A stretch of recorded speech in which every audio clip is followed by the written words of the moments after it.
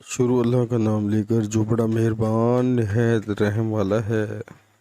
مسلمانوں کہو کہ ہم خدا پر ایمان لائے اور جو کتاب ہم پر اتری اس پر اور جو صحیفے ابراہیم اور اسماعیل اور اسحاق اور یعقوب اور ان کی اولاد پر نازل ہوئے ان پر، اور جو کتابیں موسیٰ اور عیسیٰ کو عطا ہوئیں ان پر، اور جو اور پیغمبروں کو ان کے پروردگار کی طرف سے ملی ان پر، سب پر ایمان لائے۔ ہم ان پیغمبروں میں سے کسی میں کچھ فرق نہیں کرتے اور ہم اسی خدا واحد کے فرما بردار ہیں۔ سبحان اللہ۔ پیارے مسلمانوں، اللہ تعالی ہمیں قرآن پاک ترجمے کے ساتھ سن کر اس پر عمل کرنے کی توفیق عطا فرمائے اور 5 وقت بعد جماعت نماز پڑھنے کی توفیق عطا فرمائے۔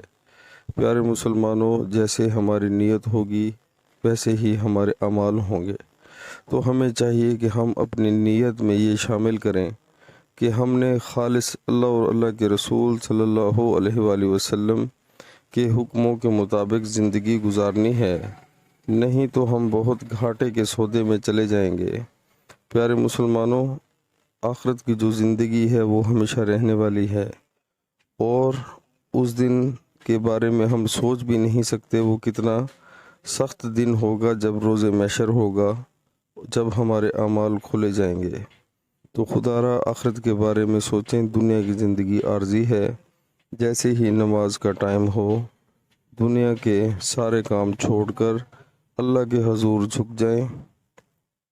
انشاءاللہ اسی میں ہماری صلاح ہے اور اسی میں فلاح ہے۔ خود بھی عمل کریں اور گھر والوں کو بھی تلقین کریں۔ السلام علیکم ورحمۃ اللہ وبرکاتہ۔